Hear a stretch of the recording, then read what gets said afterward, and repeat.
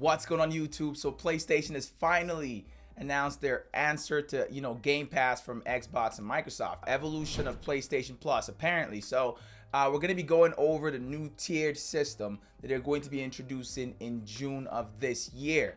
So this is going to be a combination of PlayStation Plus and PlayStation Now to give you access to a lot more games, cloud storage, cloud streaming, and all the different things that you usually can already get with separate services. We're not going to go over everything in the blog post. We're just going to go over the tiered systems, the three new tiered systems that are coming to PlayStation Plus. So if you want to read more on this blog or about this blog, make sure to check down in the description below. I would have included a link that you guys can use. So PlayStation Plus Essential, the benefits for that, remains the same as the regular PlayStation Plus that we already get. So if you're a PS Plus member right now, you have PlayStation Plus Essential. So it says also here that you only get 2 monthly downloadable games, and that right there stuck out to me because with the current PS Plus subscription, you get access to 4 to 5 new games monthly, not just 2. So I don't know what they mean by that, if they're reducing it or if they mean 2 top games and 3, 4, other games. I don't really know. We'll have to give it some time. It also says you get exclusive discounts, cloud storage for saved games, online multiplayer access. These are all cool and all that. Honestly, I would prefer to have online multiplayer access as a separate, tier. Maybe a PlayStation free tier. Let's go ahead and see what else they've got right for the next one. So the prices remain the same, this tier, as the current PlayStation Plus. So it's the same thing, $9.99 US. For the next tier, we've got PlayStation Plus Extra. So this experiences a $5 bump in price, at least with the US dollars. Because it's no longer $9.99, it's now $14.99 US. So with that, you get a catalog of up to 400 of the most enjoyable PS4 and PS5 games. So with this tier, you get access to an additional 400 of the most enjoyable PS4 and PS5 games, including blockbuster hits from our PlayStation Studios catalog and third-party partners. Games in the extra tier are downloadable for play.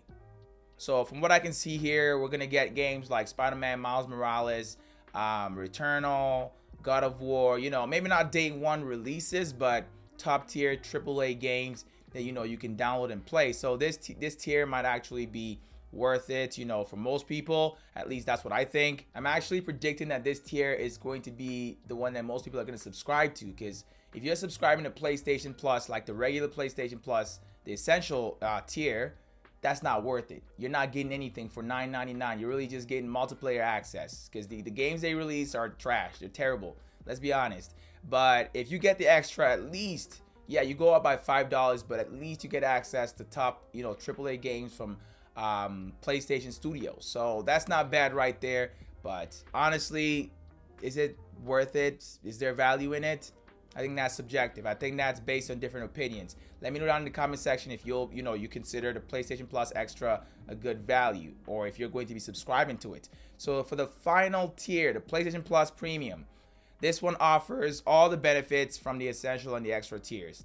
And it also adds up to an additional 340 games, including PS3 games available via cloud streaming, a catalog of beloved classic games available in both streaming and download options from the original PlayStation, PS2, and PSP generations. It also offers cloud streaming access for original PlayStation, PS2, PSP, and PS4 games offered in the Extra and Premium tiers in markets where PlayStation Now is currently available.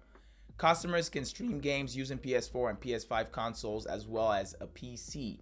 Now that's dope. The PC part has me, interested to see what this tier is really about. But everything else, is expected. It's basically PS Now on PS4 and PS5 consoles. That's what it's looking like so far.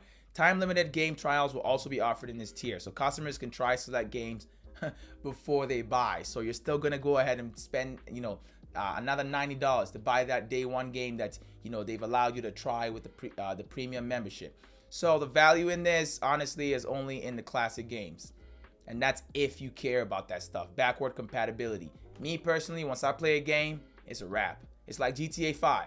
You know how many times they've tried to, rebrand and relaunch this game? They can't get me. I'm not playing it. I played it once and that was it, man. I had the fun.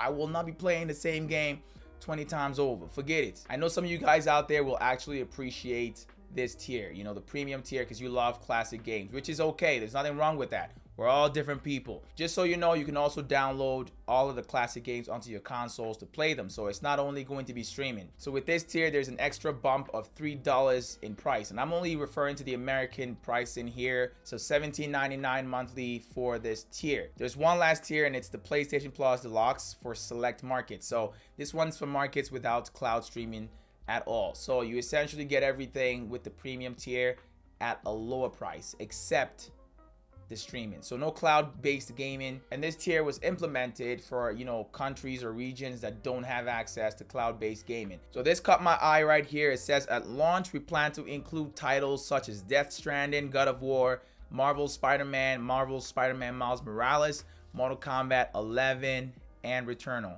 That's dope right there. Those are really good games, you know. And if you don't play or spend all your money to buy these games on day one, then this, you know, getting the second tier, which I think these will be included in, will be worth it. You can also get it with the third tier, but the second tier is where, you know, you start getting some really AAA games and cool stuff that you can actually, you know, you feel like you're paying for. As for the launch of this new tier subscription system, PlayStation plans on rolling this out in a phased regional approach. So in the June timeframe, they'll begin with an initial launch in several markets in Asia, followed by North America, Europe, and the rest of the world where PS Plus is offered. So if PS Plus is not offered where you live, I don't think it's coming there, at least not yet. Or you might just be getting it towards the end of the rollout. I want you guys to go ahead and comment down below what you guys think about these new tiered system. And also comment down below if you're going to be upgrading your PlayStation Plus basic membership right now to any of the top tier of this new service when it does launch. But if not, let me also know down in the comment section what your thoughts are on this. So let's talk about it. If you're new to the channel, make sure to hit that subscribe button. Make sure to like the video if you enjoyed it. And I'll catch you guys in my next video. It's Midas, and I'm out, y'all.